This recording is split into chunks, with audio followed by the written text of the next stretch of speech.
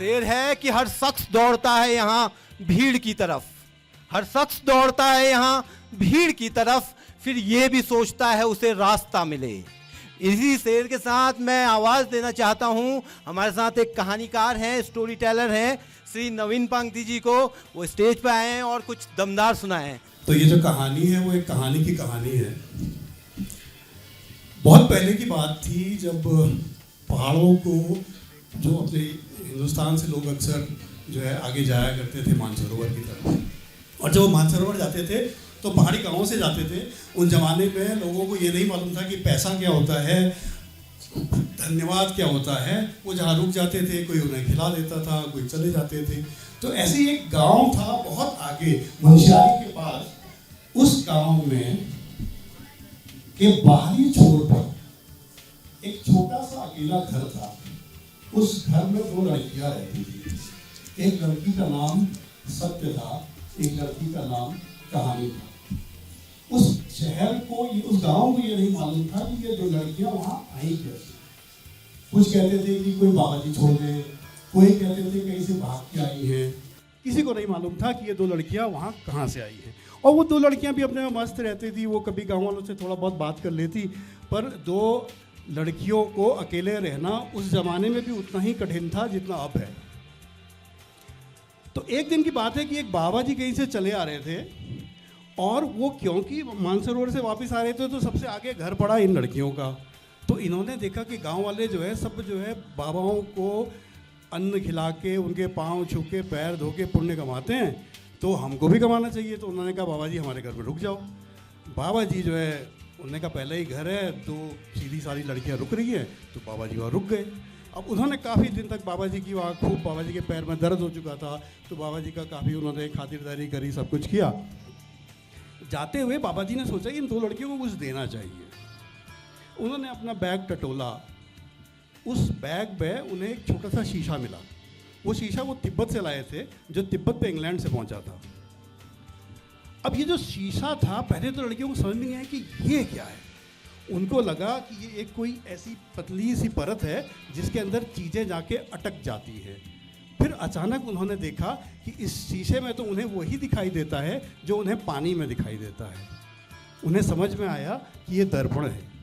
वो ज़माने में लैक्मे पॉन्ड्स वगैरह नहीं आए थे, लोगों को मालूम नहीं था कि सौंदर्य क्या है। हर आदमी सुंदर होता था, लोग सुंदर बातों से होते थे, लेकिन लड़कियां अपने को देखने लगी और सोचने लगी कि क्या मैं बेहतर हूँ। धीरे धीरे ये बात आगे बढ़ती चली गई। उनके अंदर थोड़ा थोड़ा द्वेष से आने लगा। जब सत्य अपने बालों को घुमा के आगे करती, और तो फिर वो प्यार से कहानी को देखती और सोचती मेरे बाल इससे तो अच्छे हैं। जब कहानी अपने नाक को दायां बायां करके देखती तो सोचती कि मेरी नाक इसकी नाक से ज़्यादा नुकीली है। और ये करते करते एक दिन ऐसा भी आया जब सत्य को कहानी और कहानी को सत्य पसंद आना बंद हो गए। वो दोनों एक दूसरे से रूठे रूठे से रहने लगे।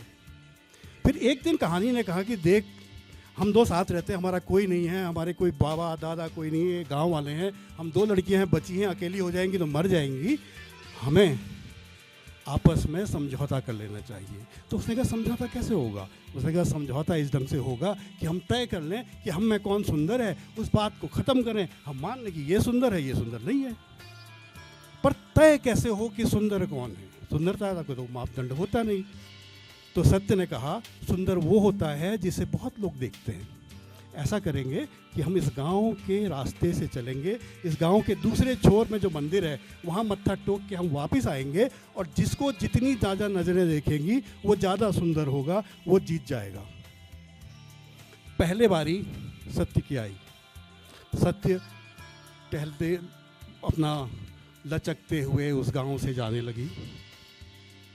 बहुत लोगों ने उसको देखा, कुछ लोग नहीं रुके, कुछ लड़के नारेबाजी करते हुए उसके पीछे चलने लगे कि चलो सत्य के पीछे चलते हैं, हम एक पॉलिटिकल पार्टी बनाएंगे। इस तरह की कई चीज़ें हुई। बट हाँ, बहुत सारे लोगों ने सत्य को नहीं देखा, बहुत सारे लोग अपने कामों में व्यस्त रहे। और फिर बारी आई कहानी की। और जब कहानी उस गांव से चलने लगी तो उसने देखा कि छोटे बच्चे भी खिड़कियों से देखने लगे हैं, औरतें अपना काम रोक के कहानी को देख रही है, कई सारे मंचले उनके पीछे पीछे कहानी के चले जा रहे हैं। और जब कहानी वहाँ से लौट के वापस आई तो कहानी जान चुकी थी कि वो जीत गई है। पर सत्य को कभी मंजूर नहीं होता कि कहानी जीत जाए, तो सत्य ने वो किया जो सत्य को नहीं करना चाहिए। सत्य ने कहा सत्य सबसे मजबूत तब होता है जब सत्य नंगा होता है। उसने अपने सारे वस्त्र उतार दिए और वो उसी रास्ते पे चल दी। उसने सोचा हर आदमी दिखेगा, कौन मुझे नहीं देख सकता, कौन मुझे नहीं देखना चाहता। लेकिन खिड़कियां बंद हो गई। लोगों ने अपने बच्चों की आंखें बंद कर दी। लोगों ने कहा इसको मत देखो, ये अच्छा नहीं होता। और सत्य जब उस मंदिर से वापस आई तो उसके आंखों में आंसू था, क्योंकि पहले वो शायद जीत भी सकती थी, पर अब वो पूरी तरह हार चुकी थी। अपने दोस्त की आंखों में आंसू देखकर कहानी को बहुत बुरा लगा। कहानी ने अपना रंगीन लबादा उसके ऊपर ढांप दिया और बोला सत्य नग्न अच्छी नहीं लगती, तू मेरे वस्त्र पहनकर अब इस गांव में जाना, देखना हर कोई तुझे देखेगा। इस बार सत्य कहानी का लबादा पहनकर उस गांव में फिर गई और इस बार हर आदमी ने कहानी को, सत्य को कहानी के रूप में देखा। हर खिड़की खुली, हर बच्चा रुका और हर औरत अपने काम से रुकी। और उस दिन से आज तक सत्य केवल कहानी के रूप में जिंदा है। धन्यवाद।